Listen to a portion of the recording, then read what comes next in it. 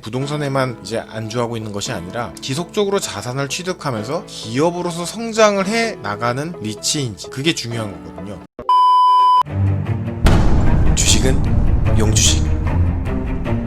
안녕하세요, 용주식입니다. 오늘은 그러면 저번 편에 이어서 리츠 이제 2편에 대해서 한번 계속 이야기를 해보도록 하겠습니다. 저번에 이제 리츠 개념에 대해서 한번 말씀을 드렸는데, 오늘 같은 경우는 이제 리츠의 이제 관심 종목에는 어떤 게 있을까 한번 살펴볼 건데요. 리츠는 저번에도 말씀을 드렸다시피 기초 자산에 따라서 리테일 리츠, 오피스텔 리츠, 주거형 리츠, 그리고 뭐 이제 기타로서는 이제 주유소를 기초 자산을 하고 있는 코람코 에너지 리츠, 뭐 이렇게 있다고 말씀을 드렸었습니다. 그렇다면 우리가 리츠를 투자를 할 시 중요 포인트로는 뭐가 있을까요? 그래서 두 가지 정도로 나눠봤는데요. 첫 번째가 성장성이, 이제 성장성과 증자라고 되어 있는데, 일단 성장성으로 생각하시면 될 것 같고, 그래서 성장성이란 뭐냐? 그러니까 리츠라는 게 그냥 단순히 뭐 예를 들어 그냥 하나의 부동산에만 이제 안주하고 있는 것이 아니라 지속적으로 자산을 취득하면서 기업으로서 성장을 해 나가는 리츠인지, 그게 중요한 거거든요. 그러니까 여기서 근데 이제 기업으로서 성장을 해 나가려면 증자, 유상증자를 통해 가지고 자금을 확보하고 그 새로운 자금으로 똑같이 다른 어떤 부동산 펀드를 취득함으로써 이제 기업처럼 성장을 해가는 리츠를 말하는 거거든요. 그럼으로써 배당 가능 재원이 더 커지고, 그럼 당연히 배당 수익률도 더 높아지겠죠. 그래서 성장성과 증자, 이게 첫 번째 포인트고요. 두 번째 같은 경우 이제 리츠 운영 수익의 안정성. 그러니까 결국에 리츠라는 것도 다들 이제 배당을 받으려고 하는 거기 때문에 얼마나 안전하게 우리가 배당을 받을 수 있는가, 즉 임차인으로부터 얼마나 안정적으로 임대료를 받을 수 있는가, 그게 중요한 거죠. 그래서 장기간의 안정적인 임대차 계약을 체결했는가, 요거를 이제 두 번째 포인트로 보실 수 있을 것 같습니다. 그래서 리츠를 투자하실 때는 성장성, 성장할 수 있는 리츠인지, 그리고 안정성, 안정적으로 임대료, 즉 우리가 이제 배당을 받을 수 있는 리츠인지, 이 두 가지를 이제 중점적으로 보시면 될 것 같습니다.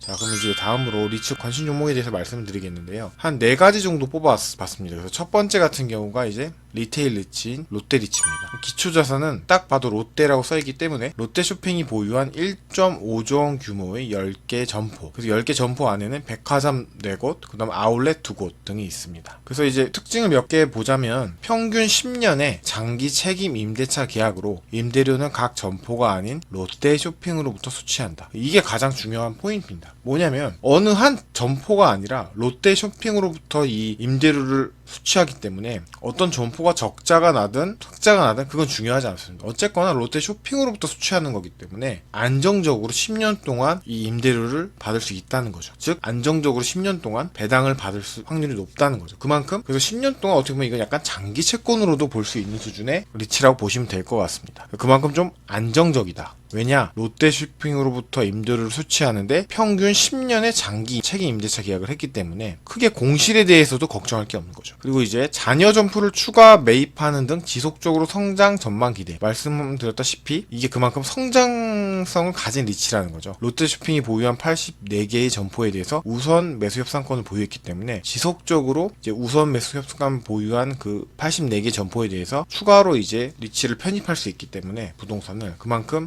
성장해 갈 수 있는 리츠다, 이렇게 보시면 될 것 같습니다. 그래서 배당 기준일이라고 해서 제가 6월이랑 12월이라고 적어놨는데, 그러니까 리츠라는 건 보통 1년에 2번 배당합니다. 반기에 한 번, 말에 한 번. 그래서 리츠마다 다르긴 한데, 롯데리츠 같은 경우는 6월에 한 번 주고요. 그 다음에 12월에 줍니다. 근데 중요한 건 지금 10월이죠. 그럼 6월 건 이미 끝난 상황이고요. 우리가 앞으로 받을 배당은 12월입니다. 그리고 내년 6월이 되겠죠. 그럼 그거에서 여기서 배당 수익률이 6.24%라고 나와 있는 거는, 이제 종가 자체는 오늘 이제 10월 7일날 제가 방송을 찍었는데 10월 7일 종가 기준인 5,160원이고요. 거기에 따라서 6.24%의 배당 수익률인데, 요거는 올해 12월과 내년 6월 거를 같이 말씀드리는 겁니다. 왜냐면 1년에 2번 배당하는 거니까 연환산을 해야 되니까 올해 12월 뿐만 아니라 내년 6월, 이렇게 보시면 될 것 같습니다. 그래서 배당 수익률이 한 6.24%다, 이렇게 보시면 될 것 같고, 두 번째 이제 리츠는 오피스텔 리츠인 이지스 밸류 리츠입니다. 이지스라는 이름이 붙인 이유는 이지스 자산운용이 자산관리회사로서 관련이 있기 때문에 이지스라는 이름이 붙였고요. 기초자산은 CBD, 서울 중심 업무지구에 위치한 태평로 빌딩입니다.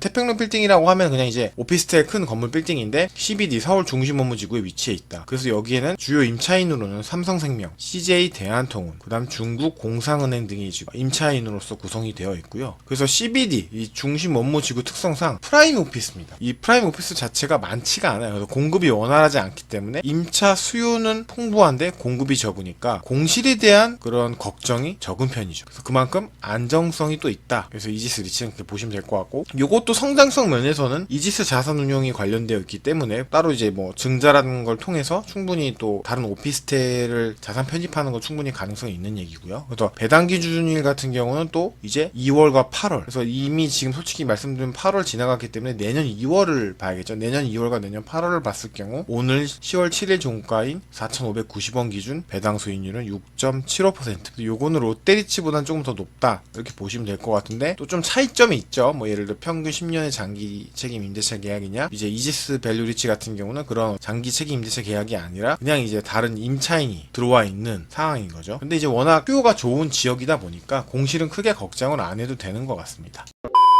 세 번째는 이지스 레지던스 리츠입니다. 요거는 좀 주거형 리츠라서 조금 달라요. 주거형 리츠라고 하면 이제 맞습니다. 아파트고요. 그래서 이제 기초자산 같은 경우는 10.2구역 부평더샵 민간 임대주택을 이제 기초자산으로 하고 있고, 여기가 지금 3,578세대예요. 중요한 건 아직까지 공사 중입니다. 그래서 2022년 4월 준공 예정이고요. 수익 기반, 그러니까 즉 배당 재원은 임대주택의 임대료고, 이거를 더 10년 후에, 즉 10년 후라고 하면 22년 기준 10년 후니까 22년, 그러니까 지금으로도 10년 후니까 22년으로 봤을 때는 준공 후 8년이죠. 시세 차익을 통해서 또 추가 수익이 가능합니다. 이게 주거형 리츠고 아파트다 보니까 기본적으로 생각하는 피스텔 리츠에 비해서는 공실의 가능성이 낮고, 대신에 리테일 리츠에 비해서는 향후에 매각 차익에 대한 기대감이 더 크기 때문에 어떻게 보면 이런 오피스텔 리츠라든가 리테일 리츠보다는 조금 더 장점을 더 갖고 있는 거죠. 그러다 보니까 배당 수익률이 조금 살짝 낮습니다. 5.28%. 그거는 어느 정도 그런 장점들을 더 갖고 있기 때문에 감안을 해야 되는 부분이고요. 배당 기준일 같은 경우는 6월과 12월, 10월 7일 종가 기준인 4,920원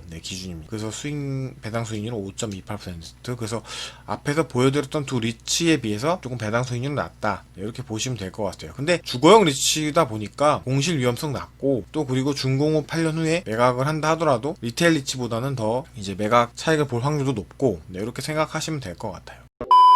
마지막으로 이제 JR 글로벌 리츠. 요거는 기초자산이 지금 제가 말씀드렸던 거랑 좀 더 달라요. 제가 말씀드렸던 거는 다 이제 국내와 관련이 있는데, JR 글로벌 리츠는 이름에서 보시다시피 기초자산이 해외에 있습니다. 브리셀 파이낸스 타워라 그래가지고 이제 벨기에에 위치한 오피스텔인데요. 벨기에 수도이자 유럽 연합 수도인 브뤼셀의 핵심 비즈니스 구역. 여기도 똑같이 CBD죠. 거기에 소재를 했고, 임차인은 벨기에 연방정부의 주요 부처들입니다. 배당 기준일 같은 경우는 6월과 12월이고, 지금 보면 올해 같은 경우는 12월을 바라볼 수 있겠죠. 그래서 배당 수익률은 7.4%. 요거는 10월 7일 금일 종가 5,000원 기준입니다. 상장가죠. 공모가. 네, 공모가랑 똑같고요. 그래서 7.4%면 지금까지 보여드렸던 오피스텔 중에서는 가장 수익률이 좋은, 배당 수익률이 좋은 오피스텔이다. 이렇게 보시면 될 것 같습니다. 한 4가지 정도를 다 보여드렸습니다. 뭐 리테일 리츠, 오피스텔 리츠, 그다음에 주거형 리츠, 그다음 해외 오피스텔 리츠, 이렇게 4가지를 보여줬는데, 뭐 어떤 거를 투자하시는 거에 정답은 없어요. 뭐 꼭 배당 수익률이 높은 걸 투자해야 되나? 그게 꼭 정답은 아닙니다. 그러니까 배당 수익률이 높다 하더라도 이제 결국에는 그 배당이 충분히 장기적으로 안정적으로 받을 수 있는가. 근데 그게 또 중요하거든요. 그러니까 예를 들어 올해는 높았는데 내년에도 낮아질 수 있고 막 이럴 수도 있기 때문에 장기적으로 안정적으로 받을 수 있는가. 뭐 이제 안정적, 그러니까 한마디로 아까 말씀드렸다시피 안정성이 있는가. 또 그게 중요하고, 또 향후에 이게 새로운 자산 편입을 함으로써 배당 수익률이 더 높아질 수도 있는 부분이 있으니까 성장성을 또 지느는가. 이런 것들을 복합적으로 분석을 하셔서 투자를 하셔야 되는 거고요. 저희 이제 용주식에서 관심 종목은 다 그래도 이제 수익률, 이제 뭐 안정성 측면, 그리고 성장성 측면을 고려했을 때 좀 다들 이제 괜찮은 리츠들이 아닌가, 이렇게 판단이 되고요. 그래서 오늘 방송은 이렇게 이제 리츠 종목에 관해서 이제 4가지 종목 일단 말씀을 드렸고요. 다음 주에는 조금 더 좋은 종목 및 컨텐츠를 갖고 찾아뵙도록 하겠습니다. 방송 시청해주셔서 감사합니다.